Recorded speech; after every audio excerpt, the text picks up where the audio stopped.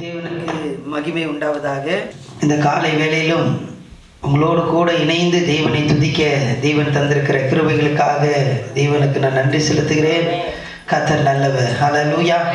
அவருடைய கிருபை ஒவ்வொரு நாளும் நமக்கு புதிதாக இருக்கிறது. ஹல்லேலூயா. கர்த்தர் நல்லவர். இந்த நாளிலும் கூட ரோமருக்கு எழுதின நிருபம் 12ஆம் அதிகாரத்தினுடைய 3ஆம் வசனத்திலிருந்து 16ஆம் வசனம் வரைக்கும் உள்ள அந்த வேத பகுதியை நாம் தியானிக்கலாம். ரோமருக்கு எழுதின நிருபம் 12ஆம் அதிகாரத்தினுடைய 3ஆம் வசனத்திலிருந்து 16ஆம் வசனம் வரைக்கும் வாசிக்கலாம். 3ஆம் வசனத்தை வாசிக்கலாம். அல்லாமலும் எனக்கு அருளப்பட்ட கிருபையினாலே நான் சொல்லுகிறதாவது, உங்களில் எவனானாலும் தன்னை குறித்து என்ன வேண்டியதற்கு மிஞ்சி எண்ணாமல் அவனவனுக்கு தேவன் பகிர்ந்த விசுவாச அளவின்படியே தெளிந்த எண்ணம் உள்ளவனாய் எண்ண வேண்டும்.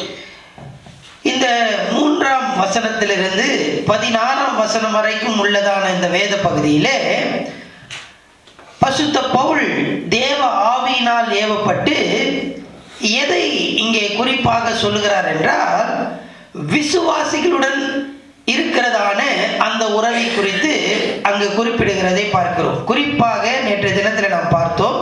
12ஆம் அதிகாரம் 13ஆம் அதிகாரம் இந்த 2 அதிகாரங்களும் உறவுகளை குறித்து சொல்லுகிறது. பலவிதமான உறவுகளை குறித்து, ரிலேஷன் தியாலஜி அல்லது உறவுகளின் இறையியல் என்று இந்த 2 அதிகாரத்தை அழைப்பார்கள். உறவுகளை குறித்து சொல்லுகிறது. 2 வசனங்களை நேற்றைய தினத்தில் பார்த்தோம். அதில் தேவனோடு உள்ள உறவை குறித்து நேற்றைய தினத்தில் பார்த்தோம். இந்த 3ஆம் வசனத்திலிருந்து 16ஆம் வசனம் வரைக்கும் உள்ளதான இந்த வேத பகுதியிலே விசுவாசிகளோடு இருக்கிறதான நமது உறவை குறித்து இந்த பகுதியிலே சொல்லப்படுகிறது. விசுவாசிகளாகிய நாம் சபைக்கு வருகிறோம். சபையிலே நாம் அங்கத்தினராக இருக்கிறோம். அங்கத்தினர்களாக சபையில விசுவாசிகளாக அல்லது சீஷர்களாக நாம் சபையில இருக்கிறோம். அப்படி இருக்கும்போது நாம் கவனிக்க வேண்டிய காரியம், நமக்குள்ளே சபை விசுவாசிகளாக நமக்குள்ளே ஒரு உறவு அவசியம். ஒரு உறவு அவசியம். அந்த உறவை குறித்து, அந்த உறவு எப்படி இருக்க வேண்டும் என்பதை குறித்து தான் இந்த பகுதியிலே போடப்பட்டிருக்கு. வாசித்ததான இந்த வசனத்திலே இந்த உறவு எப்படி இருக்க வேண்டும் என்றால், நேர்மையான ஒரு மதிப்பீடாக இருக்க வேண்டும். நேர்மையான மதிப்பீடு, ஹானஸ்ட் எவாலுவேஷன். ஹானஸ்ட் எவாலுவேஷன், நேர்மையாக நம்மை நாமே மதிப்பீடு செய்ய வேண்டும். வாசிக்கலாம். திரும்பவும் அந்த வசனத்தை வாசிக்கலாம். எனக்கு அருளப்பட்ட கிருபையினாலே நான் சொல்லுகிறதாவது, உங்களில் எவனானாலும் தன்னை குறித்து என்ன வேண்டியதற்கு மிஞ்சி எண்ணாமல் அவனவனுக்கு தேவன் பகிர்ந்த விசுவாச அளவின்படியே தெளிந்த எண்ணம் உள்ளவனாய் எண்ண வேண்டும். இங்கே சொல்லப்படுகிறதான காரியம், உங்களில் எவனானாலும் தன்னை குறித்து என்ன வேண்டியதற்கு மிஞ்சி எண்ணாமல். நம்மளுடைய அந்த உறவு எப்படி இருக்க வேண்டும் என்றால், நேர்மையா இருக்கணும். நேர்மைன்னா என்னன்னா, நம்மளுடைய தாளந்துகள் திறமையை காட்டிலும் என்னால் எல்லாம் முடியும் அப்படின்னு சொல்லி என்ன வேண்டுவதற்கு மிஞ்சி நாம் எண்ண கூடாது. ஒன்று, எண்ண வேண்டியதற்கு மிஞ்சி எண்ணக்கூடாது. இரண்டாவது, தங்களை தாங்களே குறைத்து மதிப்பிடவும் கூடாது. நிறைய பேர் பார்த்தீங்கன்னா அவங்களுக்கு ஒன்றுமே வராது, தெரியாது, இல்லை தெரியும் ஆனால் என்ன பண்ணது வராது. பாட்டு அவங்களுக்கு நல்லா தெரியும் ஆனால் பாடுறதுக்கு வராது. ஆனால் அவங்க என்ன நினைப்பாங்க அப்படின்னு சொன்னால், எனக்கு எல்லா பாட்டும் தெரியும். அவங்கெல்லாம் இப்போதான் சர்ச்சைக்கு வந்திருக்கிறாங்க. நான் எப்போ அந்த சர்ச்சை தொடங்கின காலத்துலேருந்து நான் என்ன பண்ணேன், கூரையா இருந்தது பாருங்க. அப்போதுலேருந்து நான் வந்துருக்கிறேங்க, எனக்கு எல்லாமே. ஆனால் உன்னால பாட முடியுமாப்பா அப்படின்னா பாட. ஸோ நம்மளால என்ன, அதுதான் என்னன்னா நேர்மையான மதிப்பீடு. நேர்மை, நம்மளை நாமளே மதிப்பீடு செய்ய வேண்டும். அது எப்படி இருக்க வேண்டும் என்றால், ஹானஸ்டா இருக்கணும். என்னால் என்ன முடியும், என்ன முடியாது. சில பேர் பார்த்தீங்கன்னா எல்லா திறமையும் வச்சிருப்பாங்க. அவங்க என்ன சொல்லுவாங்கன்னா, இதெல்லாம் என்னால் முடியாதுங்க, இதெல்லாம் என்னால் செய்ய முடியாதுங்க. ஜெபம் பண்ணுங்க அப்படின்னா கண்ணாடி எடுத்து வரலங்க அப்படின்வாங்க. ஜெபத்துக்கும் கண்ணாடிக்கும் இருக்கணும், என்னால முடியாது அப்படின்னு சொல்லி தங்களையே குறைத்து மதிப்பிடுகிறவர்களும் இருக்கிறாங்க. ஸோ இது ரெண்டுமே இருக்கக்கூடாது. அதுதான் அங்க சொல்லப்படுகிறது, எவனானாலும் தன்னை குறித்து எண்ண வேண்டியதற்கு மிஞ்சி எண்ணாமல் ஒரு சரியான நேர்மையான ஒரு எவாலுவேஷன் மதிப்பீடு நமக்கு அவசியம். ஹல்லேலூயா. விசுவாசிகளாகிய நாம் தேவ சபையிலே நம்ம கூடி வரும்போது நாம் விசுவாசிகளுக்குள்ளே இருக்கிறதான அந்த உறவு நேர்மையா இருக்கணும். நிறைய நேரத்தில் எல்லாருமே எப்படிதான் பேசுவாங்க அப்படின்னா, பெருமையாகவே தான் என்ன பண்ணுவாங்க, நாங்கள் யார் தெரியுமா, எங்கள் ஊர் என்ன தெரியுமா, எங்கள் தாத்தா யார் தெரியுமா, நாங்கள் எங்கள் வீட்டில் என்ன, இது என்ன பண்ணுவாங்க, நீங்கள் யாரவனா இருங்க. ஸோ உங்களை குறித்து சரியான நேர்மையான ஒரு மனநிலைமை, ஒரு சிந்தை நமக்கு அவசியம். இப்போ ஏன் இந்த சிந்தை அவசியம் அப்படின்னு சொன்னா, ஆறாம் வசனத்தை வாசிக்கலாம். நமக்கு அருளப்பட்ட கிருபை, இந்த கிருபைலாம் இருக்கு. ஒருவேளை நீங்க நல்லா பாட்டு பாடலாம், நல்லா ஆராதனை நடத்தலாம், இல்லை நல்ல சிறுவர் ஊழியத்தை செய்யலாம், இல்லை வெளியில போய் நீங்க டிராக்ஸ் ஊழியத்தை நல்லா செய்யலாம். ஆண்டவர் உங்களுக்கு கிருபையை கொடுத்திருக்கிறார். ஆனா இது எல்லாமே எப்படி உண்டானது? தேவனுடைய கிருபை. ஆண்டவர் உங்களுக்கு திறமைகள் தாளந்துகளை கொடுத்துக்கிறார். எனவே நீங்க என்ன வேண்டியதற்கு மிஞ்சி என்ன பண்ணக்கூடாது, எண்ணக்கூடாது. ஒரு நேர்மையா, என்னால இது முடியும், என்னால இது முடியாது, முடியாத முடியாதுன்னு சொல்லக்கூடாது, முடியாதத முடியும்னு சொல்ல கூடாது. விசுவாசிகளாகிய நாம் நமக்கிடையே ஒரு உறவு இருக்க வேண்டும். அந்த உறவு முதலாவதாக எப்படி இருக்க வேண்டும் என்றால், ஒரு நேர்மையான மதிப்பீடாக இருக்க வேண்டியது அவசியம். காரணம் என்னவென்றால், நமக்குள்ள பெருமை இருக்க வேணாம், நம்மளே மிஞ்சி எண்ண வேண்டாம். காரணம் என்னன்னா, இது எல்லாமே யார் எனக்கு கொடுத்தது? தேவன். ஆண்டவருடைய கிருபையினால நான் பெற்றிருக்கிறேங்க. எனக்கு இந்த காரியத்தை பெற்றுக்கொள்வதற்கு, இதை செயல்படுத்துவதற்கு எனக்கு எந்த தகுதியுமே இல்ல. இது எல்லாம் யார் எனக்கு கொடுத்தது? ஆண்டவருடைய கிருபை. ஆண்டவருடைய கிருபையினாலே நான் இதை பெற்றுக் கொண்டிருக்கிறேன். ஹல்லேலூயா. இப்ப கிருபையினாலே நாம் பெற்றுக்கொண்டோம். எப்படி இதை செயல்படுத்தணும் அப்படின்னு சொன்னா, விசுவாசத்தினாலே செயல்படுத்த வேண்டும். அத 3ஆம் வசனத்துல நாம் வாசித்தோம். 3ஆம் வசனத்துல வாசிக்கலாம் திரும்பமாக. அல்லாமலும் எனக்கு அருளப்பட்ட கிருபையினாலே நான் சொல்லுகிறதாவது, உங்களில் எவனானாலும் தன்னை குறித்து எண்ண வேண்டியதற்கு மிஞ்சி எண்ணாமல் அவனவனுக்கு தேவன் பகிர்ந்த விசுவாச அளவின்படியே இந்த எண்ணம் உள்ளவனாய் எண்ண வேண்டும். விசுவாச அளவின்படி நம்ம ரட்சிக்கப்பட்டோம். எப்படி ரட்சிக்கப்பட்டோம்னா, கிருபையினாலே விசுவாசத்தை கொண்டு ரட்சிக்கப்பட்டோம். இப்ப சபையில நமக்கு இருக்கிறதான சக விசுவாசிகளோடு, சபை அங்கத்தினர்களோடு நமக்கு உறவு இருக்கணும். அது எப்படி இருக்கணும்னா, கிருபையினாலே நான் பெற்றிருக்கிறேன், விசுவாசத்தினாலே நான் என்ன பண்றேன், செயல்படுகிறேன். அல்லேலூயா, அல்லேலூயா. கிருபையினாலே நான் பெற்றேன், விசுவாசத்தினாலே செயல்படுகிறவனாக நான் இருக்கேன். ஒருவருக்கு ஒருவர் நம்மளுடைய அந்த உறவு எப்படி இருக்கணும்னா, ஆண்டவர் எனக்கு திறமைகளை கொடுத்திருக்கிறார், தாளந்துகளை கொடுத்திருக்கிறார், பலனை கொடுத்திருக்கிறார். ஒண்ணுமே இல்லைன்னு சொல்றதுக்கு யாருமே இல்லை. ஏதோ ஒரு காரியத்தை ஆண்டவர் கொடுத்திருக்கிறார். அது 10 தாளந்து இருக்கும், 5 தாளந்து இருக்கும், 2 தாளந்து இருக்கும். ஆனா ஒண்ணு கூட இல்லாம யாருக்குமே இல்லை. ஒரு தாளந்து ஆண்டவர் என்ன பண்ணிருக்காரு? ஒரு தாளந்தாவது கொடுத்திருக்கிறார். ஹல்லேலூயா. அதை நம்ம என்ன பண்ணணும்னா, கிருபையினாலே பெற்றிருக்கிறோம். எப்படி செயல்படுத்தணும்? விசுவாசத்தினாலே செயல்படுத்த வேண்டியது அவசியம். பல நேரங்கள்ல நம்ம என்ன பண்றோம்னா, சாக்கு போக்கு சொல்லுகிறவங்களா இருக்கிறோம். சாக்கு போக்கு. உதாரணத்துக்கு நம்ம சொல்லணும்னு சொன்னா, மோசே எடுத்து வாசிக்க வேண்டாம், நம்ம எல்லாருக்கும் தெரிந்த சம்பவம். அது யாத்திராகமத்தின் புத்தகம் 4ஆம் அதிகாரத்துல பாத்தீங்கன்னா, மோசே ஆண்டவர் அழைக்கிறார். மோசே பாத்தீங்க அப்படின்னு சொன்னா, எல்லாத்தையும் கற்றவன், எல்லாவற்றையும் கற்றவன், எகிப்தினுடைய சகல காரியத்தையும் அவன் கற்று அறிந்தவன். அவன் என்ன சொல்றான், எனக்கு ஒண்ணுமே தெரியாது. ஒரு முறை சொல்றான், 2 முறை சொல்றான், ஆண்டவனும் அது சொல்லிட்டே இருக்காரு. கடைசியில சொல்றான், நான் என்னது திக்கு நாவு. ஆனா நீங்க அப்போஸ்தலர் புதிய ஏற்பாட்டுல நீங்க வாசித்து பார்த்தீங்க அப்படின்னு சொன்னா, அவன் வாக்கு வல்லமை உடையவனா இருந்தான். எந்த நேரத்துல எதை சொல்லணும்னு தெரியும், ஆனா அவன் இப்படி சொல்றான். அதனாலதான் ஆண்டவர் சொல்றாரு, சரிப்பா உனக்கு வாயா நான் யார் அனுப்புறேன், ஆரோனை அனுப்புறேன். தேவஜனமே கவனிங்க, சாக்கு போக்கு சொல்ல வேண்டிய அவசியம் இல்லை. ஆண்டவர் உங்களுக்கு திறமைகளை கொடுத்திருக்கிறார். கிருபையினாலே அதை நீங்கள் பெற்றிருக்கிறீர்கள். அதை விசுவாசத்தினால என்ன பண்ணணும், செயல்படுத்த வேண்டும். ஹல்லேலூயா. ஒரு நேர்மையான ஒரு மதிப்பீடு, உங்களை குறித்துதான ஒரு சிந்தை, என்னால என்ன முடியும், என்னால என்ன ஒரு நேர்மையான மதிப்பீடு நமக்கு தேவை. நம்பர் 1.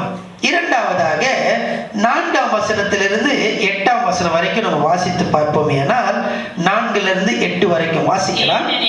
நமக்கு ஒரே சரீரத்தில் அநேக அவயங்கள் இருந்தும் எல்லா அவயங்களுக்கும் ஒரே தொழில் இராதது போல அநேகராகிய நாமும் கிறிஸ்துவுக்குள் ஒரே சரீரமாய் இருக்க, அநேகராகிய நாமும் கிறிஸ்துவுக்குள் ஒரே சரீரமாய் இருக்க. ஒருவருக்கொருவர் 8 வரைக்கும் நீங்க வாசிக்கணும், வீட்டுல போய் நீங்க வாசித்து பாருங்க. இங்க சொல்லப்படுகிறதான காரியம் என்னவென்றால், சபை எப்படி இருக்குது அப்படின்னு சொன்னா, சபையினுடைய தலைவர் யார், கிறிஸ்து சபைக்கு தலையா இருக்கிறார். நம்மெல்லாம் என்னவா இருக்கிறோம், அவயவங்களா இருக்கிறோம். இப்ப இங்க இருக்கிற எல்லாருமே ஒவ்வொரு அவயவங்கள். ஒருத்தர் காதா இருப்பாரு, ஒருத்தர் கண்ணா இருப்பாரு, ஒருத்தர் மூக்கா இருப்பாரு, ஒருத்தர் கையா இருப்பாரு, ஒருத்தர் காலா இருப்பாரு. இது மட்டும் இல்லை, உள்ளான உறுப்புகளும் இருக்கு. ஒருத்தர் கிட்னியா இருப்பாரு, ஒருத்தர். இப்ப கவனிங்க, இது எல்லாமே தனித்தனியா செயல்படாது. ஹார்ட் மட்டும் நல்லா வேலை செய்யுதுங்க, கிட்னி சரியா வேலை செய்யல அப்படின்னா ஆள்னது பிரச்சனைக்குரியவர். அவர் ஐசியூல தான் என்ன பண்ணணும், அவரை கொண்டு போய் வைக்கணும். இப்போ இங்க என்ன சொல்றாரு அப்படின்னு சொன்னா, இந்த 8 வசனம் வரைக்கும் நீங்க வாசித்து பார்த்தீங்கன்னா, ஒரு ஒத்துழைப்பு தேவை. சரீரம் எப்படி செயல்படுதோ அது போல சக விசுவாசிகள் எப்படி செயல்படணும்னா, உண்மையான ஒத்துழைப்பு தேவை. அல்லேலூயா, அல்லேலூயா. இப்ப எல்லாருமே மூளையாவே இருக்கணும்னு நினைக்கிறோம், இல்லைன்னா எல்லாமே ஹார்ட்டா இருக்கணும்னு நினைக்கிறோம். அப்படின்னா நடக்குமா வேலை? முடியாது. பாருங்க, பிரெயின் அதனுடைய வேலையை செய்யணும், ஹார்ட் அதனுடைய வேலையை செய்யணும். நம்ம எல்லாரும் அவயவங்களா இருக்கிறோம். சிலர் உள்ளுறுப்பா இருக்கலாம், சிலர் வெளி உறுப்புகளா இருக்கலாம். எப்படிப்பட்டவர்கள் நம்ம எல்லாருமே இந்த சரீரம் எப்படி இணைந்து செயல்படுகிறதோ, இந்த உலகத்திலேயே கவனிங்க, இந்த உலகத்திலேயே இணைந்து செயல்படுவதற்கான மிக சிறந்த உதாரணம் எது அப்படின்னு சொன்னா, நம்மளுடைய சரீரம் தான். இந்த சரீரம் இணைந்து செயல்படுற மாதிரி இந்த உலகத்துல எதுவுமே இணைந்து செயல்படாது. அதனாலதான் ஆண்டவர் இந்த சரீரத்தை குறித்து 3 இடத்துல சொல்லுகிறார். நம்ம அதை பத்தி இப்ப தியானிக்க வேண்டாம். இப்ப இங்க சொல்லப்படுது 3 இடங்கள்ல இதை பத்தி சொல்லப்பட்டிருக்கு. இங்க பார்த்தோம் அப்படின்னு சொன்னா, குறிப்பா இணைந்து செயல்பட வேண்டும். உண்மையான ஒரு ஒத்துழைப்பு, 2 பேரும் இணைந்து, சபையில இருக்கிறவங்க எல்லாரும் இணைந்து செயல்படணும். 8ஆம் வசனத்தை வாசிக்கலாம். புத்தி சொல்லுகிறவன் புத்தி சொல்லுகிறதிலும் தரித்திருக்க கடவன், பகிர்ந்து கொடுக்கிறவன் வஞ்சனை இல்லாமல் கொடுக்க கடவன், முதலாளியானவன் ஜாக்கிரதையா இருக்க கடவன், இரக்கம் செய்கிறவன் உற்சாகத்துடனே செய்ய கடவன். இங்க சபையில நடக்கிறதான காரியங்களுக்கு புத்தி சொல்லுகிறவன் என்ன பண்ணணுமா, புத்தி சொல்லுகிறதிலும் தரித்திருக்க கடவன். புத்தி சொல்றவன் புத்தி சொல்லணும், பகிர்ந்து கொடுக்கிறவன் பகிர்ந்து கொடுக்கணும். முதலாளி எல்லாரும் அவங்க காரியத்தை என்ன பண்ணணும், செய்யணும். நானே எல்லாத்தையும் செய்வேன் அப்படின்னு சொன்னா அது சபையில நல்லது இல்லை. சபை எப்படி இருக்கணும் அப்படின்னு சொன்னா, விசுவாசிகள் ஒருவருக்கு ஒருவர் ஒத்துழைப்போடு எல்லாரும் சேர்ந்து காரியங்களை செய்ய வேண்டியது அவசியம். இங்க புத்தி சொல்லுதல் என்று சொல்லப்படுதுல, அதனால என்ன பண்ண, நான் புத்தி சொல்றேன் அப்படின்னு சொல்லிட்டு எல்லாரையும் கூப்பிட்டு அட்வைஸ் என்ன பண்ணுவாங்க? அட்வைஸை அள்ளி விட்டாங்கன்னா அடுத்த வாரம் சர்ச்சைக்கு வரமாட்டாங்க. சர்ச்சைக்கு சில பேர் சர்ச்சைக்கு வந்தாலும் உங்களை பார்த்து என்ன பண்ணுவாங்க? ஐயோ அட்வைஸ் அள்ளி விடுறவங்க வராங்கப்பா அப்படின்னு சொல்லிட்டு அடுத்த பக்கமா போயிடுவாங்க. நிறைய பேருக்கு வந்து அட்வைஸ் கொடுக்குறது ரொம்ப ரொம்ப, சில பேர் வந்து கேள்வி கேட்கறது அவங்களுக்கு ரொம்ப பிடிக்கும். ஏன் இன்னைக்கு சர்ச்சைக்கு லேட்டாக வந்தீங்க, ஏன் இப்படி பண்ணீங்க, இதை ஏன் பண்ணீங்க, அதை ஏன் பண்ணல அப்படின்னு. இங்க என்ன சொல்லப்படுது அப்படின்னு சொன்னா, புத்தி சொல்லுகிறவன் புத்தி சொல்லணும், புத்தி சொல்லணும்னு இல்லை, ஊக்குவிப்பது.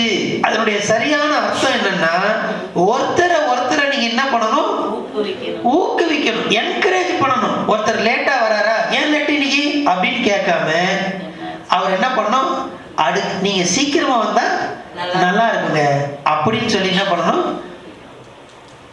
ஊக்குவிக்க வேண்டியது அவசியம். நீங்களும் டிவோஷன் கரெக்டா வந்துட்டு இருந்தீங்களே, இப்போ உங்களை பார்க்க முடியலையே, நீங்க வந்தீங்கன்னா நல்லா இருக்குமே அப்படின்னு சொல்லி என்ன பண்ணணும்? ஏன் வரலங்க நீங்க அப்படின்றது இல்ல. ஒருவரோடு ஒருவர் நம்ம என்ன பண்ணணும்னா ஒரு ஒத்துழைப்போடு, புத்தி சொல்றேன், நான் புத்தி தாங்க சொல்றேன் அப்படின்னு சொல்லிட்டு கடிந்து கொள்ள வேண்டிய அவசியம் இல்லை. அங்க சொல்லப்படுகிறதான அந்த வார்த்தையினுடைய அர்த்தம் என்னவென்றால், ஒருத்தர் என்ன பண்ணணும்? ஊக்குவித்து அடுத்த இடத்துக்கு அவங்களை என்ன பண்ணணும்? கொண்டு வர வேண்டியது அவசியம். ஹல்லேலூயா, ஹல்லேலூயா. 5ஆம் வசனத்தை வாசிக்கலாம். அநேகராகிய நாமும் கிறிஸ்துவுக்குள் ஒரே சரீரமாய் இருக்க, அநேகராகிய நாமும் கிறிஸ்துவுக்குள் ஒரே சரீரமாய் இருக்க, ஒருவருக்கொருவர் அவயங்களாய் இருக்கிறோம். ஒருவருக்கொருவர் அவயங்களாய் இருக்கிறோம். இங்க இந்த அவயவம் எல்லாம் சேர்ந்து ஒருவருக்கொருவர் எல்லாரும் சேர்ந்து எல்லா அவயங்களும் செயல்படுது. எதுக்காக இது ஒற்றுமையாக ஒத்துழைப்போடு செயல்படணும் அப்படின்னு சொன்னா, இந்த முழு சரீரமும் என்ன பண்ணணும்? நன்மை அடைய வேண்டும். ஒரு கை பெருசா வீங்கிட்டு இருக்கு, ஒரு கை ரொம்ப ஒல்லியா இருக்கு அப்படின்னா சரீரம் முழுவதும் நன்மையை அனுபவிக்க முடியாது. நம்ம எல்லாரும் ஒன்றாக இணைந்து நம்ம எல்லாரும் அவயவங்களாக இருக்கிறோம். ஒருவருக்கு 5ஆம் வசனத்தை வாசிக்கிறோம். அநேகராகிய நாம் கிறிஸ்துவுக்குள் ஒரே சரீரம். ஹல்லேலூயா.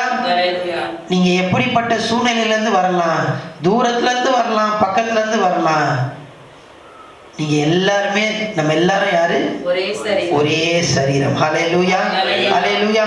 ஆண்டவர் வரங்களை கொடுக்கிறார், கிருபைகளை கொடுக்கிறார். இது எல்லாம் நம்ம எல்லாரும் சேர்ந்து முழு சரீரமும் நன்மை அடைய வேண்டும். ஹல்லேலூயா. அதுதான் இந்த ஒத்துழைப்பினுடைய இந்த சரீரமா இருப்பதனுடைய நோக்கமே என்னன்னா, இந்த முழு சரீரமும் நன்மை அடைய வேண்டும். ஹல்லேலூயா. இந்த சரீரமாகிய சபை, ஹல்லேலூயா, நன்மை, நம்ம எல்லாம் இப்படி ஒத்துழைப்பா எல்லாரும் சேர்ந்து செயல்படும் போது சபை நன்மை அடையும். ஹல்லேலூயா, ஹல்லேலூயா.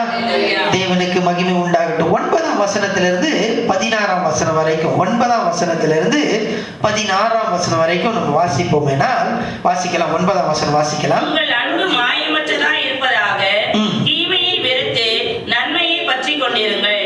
ஓகே, இங்கே சொல்லப்படுகிறதான காரியம் 16 வரைக்கும் நீங்க வாசித்து பாருங்க. அன்போடு நம்மளுடைய பங்கெடுப்பு இருக்க வேண்டும்.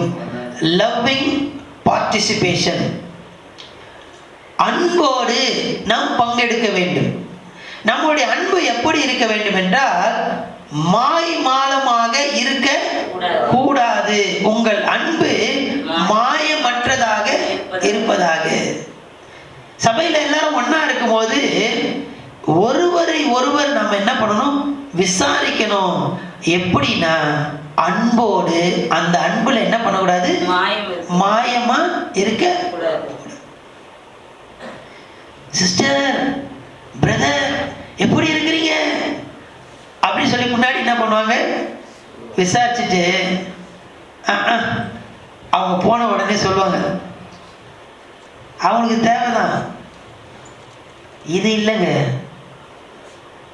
நம்மளுடைய அன்பு எப்படி இருக்கணும்னு சொன்னா, மாயமற்றதாக இருக்க வேண்டும். அன்போடு நாம் பங்கு பெறுகிறவர்களாக இருக்க வேண்டியது அவசியம். அடுத்தது 10ஆம் வசனத்தை வாசிக்கலாம். சகோதர சிநேகத்திலே ஒருவர் மேல் ஒருவர் பட்சமாய் இருங்கள், கனம் பண்ணுகிறதிலே ஒருவருக்கொருவர் முந்திக் கொள்ளுங்கள். இது என்னன்னா, பெருமை இருக்க கூடாது. ஒருத்தர் போய் முன்னாடி போய் கனம் பண்றாருன்னா அவருக்கு என்ன இருக்காது? பெருமை இருந்துச்சு அப்படின்னு சொன்னா அவர் என்ன பண்ணுவாரு? உட்கார்ந்த இடத்துல உட்கார்ந்து இருப்பாரு. அவங்க வரட்டுங்க அப்படின்னு. ஸோ பெருமை இல்லாதவர்களாக நாம் இருக்க வேண்டியது அவசியம். மூன்றாவதாக பார்த்தோம் அப்படின்னு சொன்னா, மற்றவங்களுடைய சூழ்நிலையை நாம் அறிந்து நாம் செயல்பட வேண்டும். மற்றவர்களுடைய இடத்திலிருந்து அதை பார்க்கணும். அவங்க கஷ்டத்தையே நம்ம புரிஞ்சிக்காம இப்படி பண்ணுங்க, அப்படி பண்ணுங்க, அதை பண்ணுங்க, இதை பண்ணுங்க அப்படின்னு நம்ம சொல்ல, சில நேரத்தில் பார்த்தீங்கன்னா சில பேரால் சில காரியத்தை செய்யவே முடியாது. அது அவங்களுடைய கஷ்டத்தை, அவங்களுடைய சூழ்நிலையை நம்ம புரிந்து கொள்ளாமே நம்ம பாட்டு என்ன பண்ணும், இதை செய்யுங்க, அப்படி பண்ணுங்க அப்படின்னு. சகோதர சிநேகத்திலே ஒருவர் மேல் ஒருவர் பட்சமாயிருங்கள். அவங்க நிலைமையை நீங்க ஃபர்ஸ்ட் புரிஞ்சுங்க. அவங்க இடத்துல இருந்து அதை பாருங்க. அவங்க கஷ்டம் என்னன்றது அவங்க சூழ்நிலையில இருந்து நீங்க புரிந்து கொள்ளுங்க. அப்படி புரிந்து கொண்டு அன்போடு நம்ம என்ன பண்ணுவோம், பங்கெடுக்கலாம். அப்படி செய்யும்போது ஆண்டவர் அந்த சபையில் இருக்கிறதான அந்த உறவை ஆசீர்வதிப்பார். சரீரமாகிய சபை எல்லா பிராந்தியத்திலும் நன்மை பெறும். ஹல்லேலூயா, ஹல்லேலூயா. அன்போடு பங்கெடுக்கிறதுனா என்னன்னா, தோல்ல தட்டி கொடுக்கறது, கை கொடுக்கறது மாத்திரம் இல்லை, வேற என்னது? அவருடைய பாரத்தை ஒருவர் ஒருவர் சுமப்பது. ஹல்லேலூயா. பாரங்களை பகிர்ந்து கொள்ளுதல். கை கொடுத்துட்டு பிரைஸ் தி லார்ட் அப்படின்ட்டு போறது மாத்திரம் இல்லை, அதுவும் தேவை. ஆனா அது மட்டும் அல்ல, அவங்களுடைய பாரங்களை நாம் சுமக்க வேண்டும். அவங்களுடைய கஷ்டங்களை புரிந்து கொண்டு அவர்களுக்காக ஜெபிப்பது, அதெல்லாம் இங்க பகிர்ந்து கொடுப்பது, இதெல்லாம் நம்ம பார்த்தோம். பாரத்தை நாம் பகிர்ந்து கொள்ள வேண்டியது அவசியம். ஹல்லேலூயா. 11ஆம் வசனத்தை வாசித்து நம்ம முடிக்கலாம். அசரியாயிராமல் ஜாக்கிரதையாயிருங்கள், ஆவியிலே அனலாயிருங்கள், கர்த்தருக்கு ஊழியம் செய்யுங்கள். இப்படி எல்லாம் ஒண்ணா இருக்கும்போது பிரச்சனை வருமா வராதா? சொல்லுங்களேன். வரும், பிரச்சனை வரும். சோர்ந்து போக கூடாது. புரிஞ்சிக்காம ஒருத்தவங்க என்ன பண்ணுவாங்க, பேசுவாங்க. நீங்க அதை கவலைப்படாதீங்க. நீங்க என்ன பண்ணணும்னா ஆவியில அனலா இருக்கணும். ஹல்லேலூயா. சோர்ந்து போகாதீங்க, ஜாக்கிரதையா இருங்க. அவங்களோட எப்படி பழகணும், எப்படி பேசணும் அப்படின்னு சொல்லி ஜாக்கிரதையா இருங்க. ஆவியில அனலா இருங்க. ஒவ்வொரு நாளும் ஆவியானவருடைய அந்த அபிஷேகத்தை நாம் பெற்றுக்கொண்டு அந்த ஆவியானவருடைய அந்த நிறைவில நாம் ஒவ்வொரு விசுவாசிகளோடு நம்ம பங்கெடுத்து ஒவ்வொரு விசுவாசிகளோடு நம்ம உறவு, நம்மளுடைய அந்த ஐக்கியம் இருக்கும் அப்படின்னு சொன்னா சரீரமாகிய சபை முழுவதும் ஆசீர்வதிக்கப்படும். ஹல்லேலூயா. சரீரமாகிய சபை முழுவதும் முழு வளர்ச்சியை பெறும். ஹல்லேலூயா. இன்னைக்கு பார்த்தீங்கன்னா சரீரமாகிய சபை ஒரு பக்கம் வளர்ந்துருக்கு, இன்னொரு பக்கம் சோம்பி இருக்கு. இன்னைக்கு சரீரமாகிய சபை முழு வளர்ச்சி அடையணும், எல்லாரோட சரியான ஒரு உறவு இருக்கணும்னா நம்பர் 1 என்னன்னா, நேர்மையான மதிப்பீடு நமக்கு தேவை. எண்ண வேண்டியதற்கு மிஞ்சி எண்ணவும் கூடாது, குறைத்து மதிப்பிடவும் கூடாது. உண்மையான ஒத்துழைப்பு தேவை. சரீரமாகிய அந்த அவயவங்கள் எப்படி செயல்படுகிறதோ, சரீரத்தில் எப்படி அவயவங்கள் செயல்படுகிறதோ அப்படி செயல்பட வேண்டியது அவசியம். மூன்றாவது, அன்பான பங்கெடுப்பு நமக்கு தேவை. ஹல்லேலூயா, ஹல்லேலூயா. அப்படி செய்யும்போது சரீரமாகிய சபை முழு வளர்ச்சியை பெறும், முழுமையுமாக ஆசீர்வதிக்கப்படும். ஹல்லேலூயா. கண்களை மூடி கர்த்தரை நோக்கி நம்ம பார்க்கலாம்.